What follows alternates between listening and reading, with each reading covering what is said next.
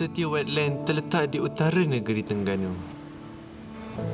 Ia terdiri daripada 10 ekosistem yang berbeza namun saling berhubung.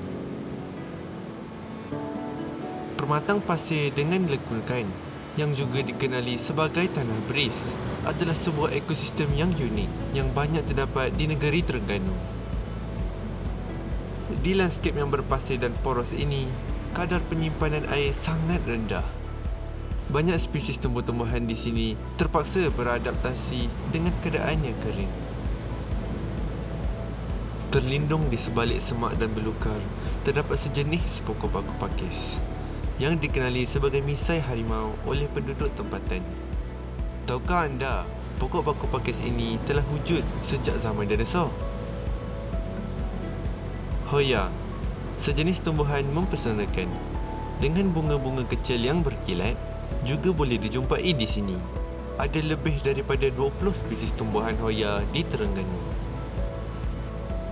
Tahukah anda, terdapat sejenis tumbuhan yang berbentuk seakan kelongsong yang boleh merangkap serangga? Ini periuk kera. Di Setia Wetlands, terdapat pelbagai jenis periuk kera yang boleh ditemui.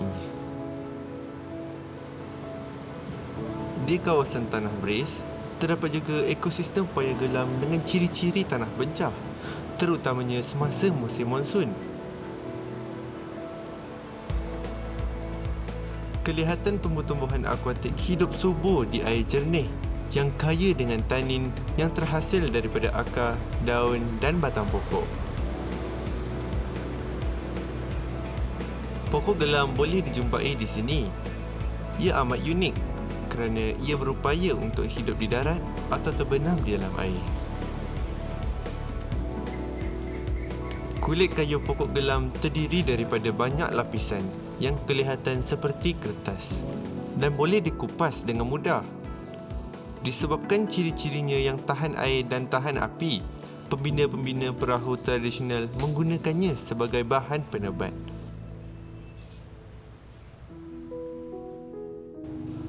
Tersembunyi daripada orang ramai kerana dikelilingi oleh ladang kelapa sawit, Tasik Berombak adalah sebuah ekosistem yang telah diterokai semula baru-baru ini.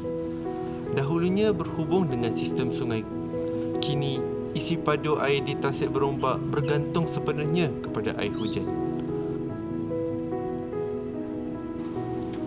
Terdapat 4 sungai utama di Setia Wetlands, iaitu Sungai Setio, Calok, Ular dan Dendong. Pokok nipah kebanyakannya tumbuh di sepanjang tebing sungai. Ia dianggap sebagai sumber asli paling berguna kerana pelbagai bahagian pokok ini, dari pucuk hingga ke batang, bermanfaat untuk kelangsungan hidup komuniti tempatan. Hutan bakau merupakan ekosistem penting di Setia Wetlands. Zon sempadan antara persekitaran darat dan marin ini amat penting sebagai penampan kepada hentaman ombak dari laut. Pokok-pokok bakau telah berevolusi untuk beradaptasi dengan persekitaran yang mencabar. Ia menahan pasang surut air laut serta tahan kemasinan yang tinggi. Ia boleh tumbuh di tanah lumpur berpasir yang kurang oksigen dan pengudaraan. Hutan bakau di Setia Wetlands menjadi kawasan pembiakan penting untuk spesies ikan dan menjadi habitat kepada pelbagai jenis haiwan krustasiaa. Kepulauan sungai juga merupakan antara ekosistem unik yang terdapat di Setia Wetlands. Pulau-pulau ini terletak di dalam kawasan lagun yang selari dengan kawasan laut. Terdapat lebih daripada 20 buah pulau-pulau yang terhasil daripada pengumpulan pasir dan lumpur. Di Pulau Layat, hidup sejenis tumbuhan yang amat jarang ditemui.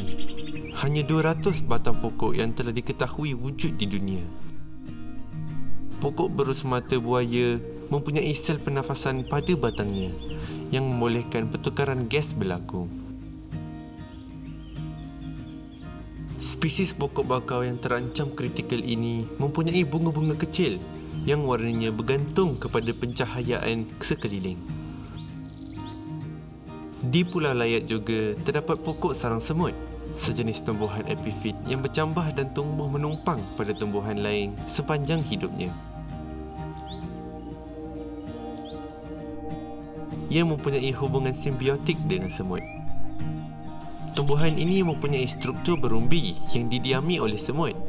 Ia memberikan nektar dan ruang untuk semut, manakala semut melindunginya daripada dimakan oleh haiwan herbivor seperti belalang dan tikus.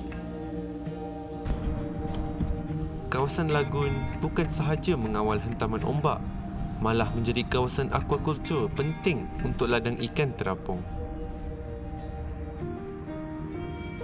Kawasan dataran berlumpur di sungai dan lagun sering berubah. Apabila air pasang surut setiap hari, ia menampakkan lanskip ini, dan apabila lumpur dari laut dan sungai saling bercampur, ia meningkatkan kekayaan bahan organik di dalamnya, menjadikannya sebuah lanskip yang amat produktif. Sebuah ekosistem yang dinamik, kawasan muara sungai mampu mengubah dan memberi kesan kepada pelbagai ekosistem lain di setiap wetlands. Titik pertemuan antara Laut Cina Selatan dengan ekosistem tanah bencah ini menjadi laluan untuk nelayan menangkap ikan di lautan. Laluan yang sempit, cetek dan tidak menentu ini mencabar untuk dilalui. Satu lagi ekosistem yang terdapat di setiap wetlands ialah jajaran pantai berpasir putih yang indah. Pokok kelapa dan pokok ru meneduhi kawasan ini daripada terik matahari.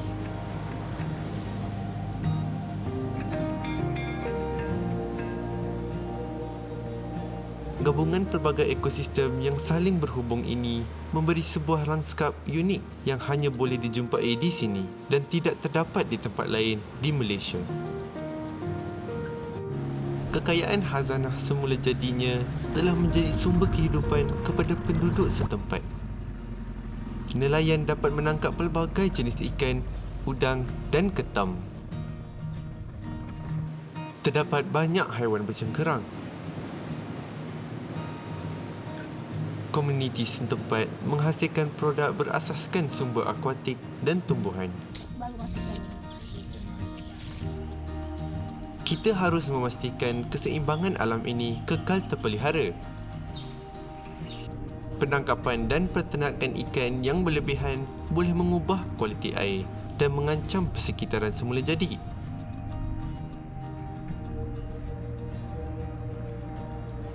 Pencemaran juga menjadi ancaman kepada ekosistem yang unik ini.